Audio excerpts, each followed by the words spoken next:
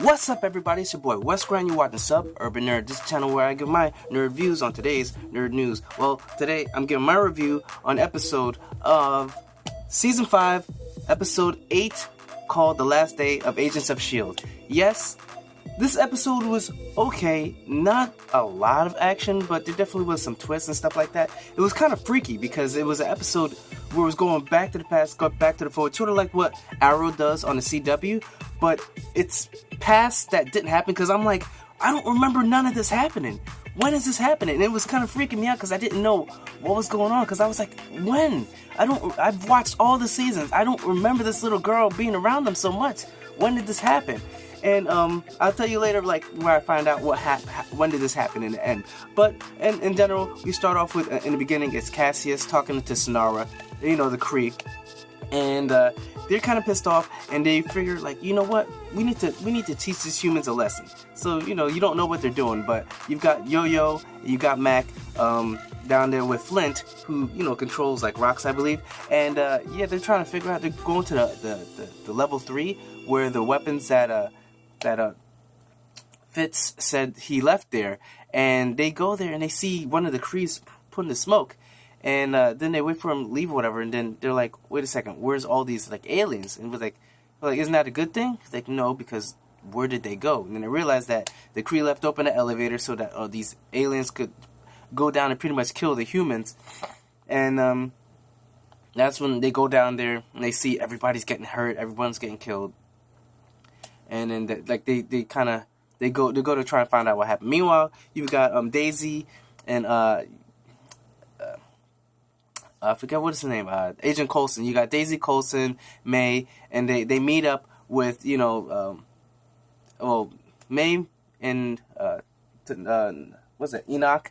They meet up with Daisy and, you know, Coulson and the rest of the crew, and also the guy Deke. And because the plane went down, and then, you know, May's like, how did you guys know? And they were like, yo, we were just following Robin, I guess, is a little girl but now older that could tell the future, but mine's kind of messed up. She told them they were going to be there, and then they saved them. And then when, you know, the plane went down, they brought them all onto the ship, and that's when they start doing a back and forth with the time, where Fitz is trying to figure out to get the time machine working. Meanwhile, in the future, they're trying to figure out how we're going to save the past. And it's kind of freaky because, like I said, you don't know when this happened. If you watch the show, you're like, when did this all take place? I don't understand.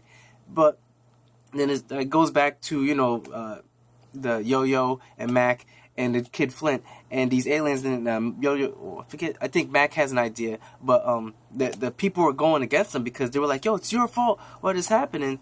And yeah, it's just crazy. So they come up with an idea to have use Yo-Yo to get these little grenade things that pretty much disintegrate bodies, whatever. She goes, gets some. They lure them into the hall. And the funny thing is, this kid Flynn is asking, like, yo, why do you have an axe on a shotgun? Because doesn't it make it hard to shoot? He was like, yeah, but it's useful. So, and then when Daisy, when Yo-Yo goes and gets the thing, and the plan is to smoke these aliens into one room so they could all kill them at once, that's when, you know, it works. They smoke them out. Yo's in the room, the aliens all come around, and she uses her powers, puts a thing on them, and they all disintegrate. And then right at the last one to kill it off, that's when you got Mac with the axe gun, chopped the head, and he was like, axe gun, axe shotgun, I get it now. And that was one of the funny moments. But other than that, it took place mostly, they were following, you know, May, Coulson, and the rest of them on this plane, trying to figure out what's going to go down. And then you got Deke confronts a guy like, yo, that piece of monolith was my dad's. He would never leave it. What did you do to him? You're lying to me. Then Cole cocks him, knocks him out, and then that's when he's out. I'm like, damn. So, and then that's when the guy's talking about talking about Daisy, and how, like, he shows her a video where she was on a ship and then walks out all pissed off. And he was like, after that, you walk through the room, there was a 12 point something 8 on the Richter scale, and that's when the day that the Earth split in half. And he was like, the only way to stop it is to kill you, basically. To stop you from going to the past. And she was like, what? What do you mean? Like, you know, Scooby-Doo like, Arr? But it was crazy because I'm thinking about this thing and I'm like, if you were thinking about basically getting rid of her in order for the thing, why didn't you just...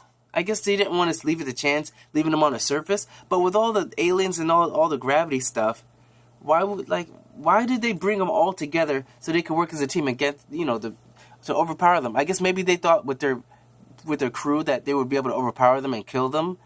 Maybe that's what he was thinking. Because I'm like, why save May? Why save Enoch? Why save anybody from the future that you're thinking?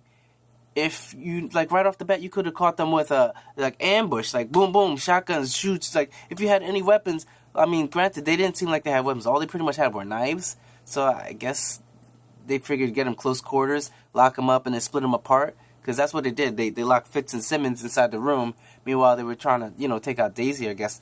But it just, that sort of didn't make sense. But then, like I said, with the whole overall story going back and forth, you come to find out that the past that they're showing didn't happen.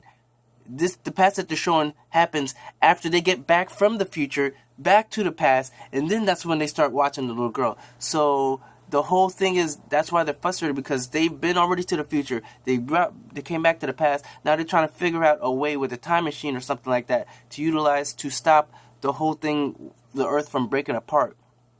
And that's where it was kind of weird. But overall, it was a decent episode. And then all the way at the end, like they had that little last 2 minutes before the thing's done. You got Sonara showing up on a planet Earth, rocking like a Destiny 2 outfit with the helmet. And that's, on some real, like, I'll try and put it in the description down below. But it's, definitely Destiny. And it was pretty good. Overall, if I had to give this episode a grade, it wasn't boring. There was stuff. It was weird. I kind of liked the fact it was kind of like a mystery, like what's going on. And I give it a B.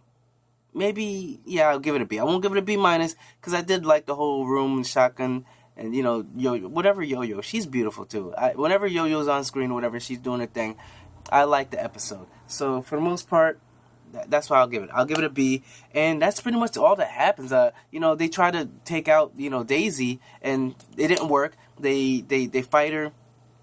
They get knocked out. They get taken out, and then they're like, if we can't take out Daisy, I'm gonna take out the other girl that's talking to you from the future and the past. So he stabs Robin, the older lady that tells the future, and then that's when he gets captured, and you got May shows up to her. He was like, I know you, whatever. I was your mother. She was like, yes.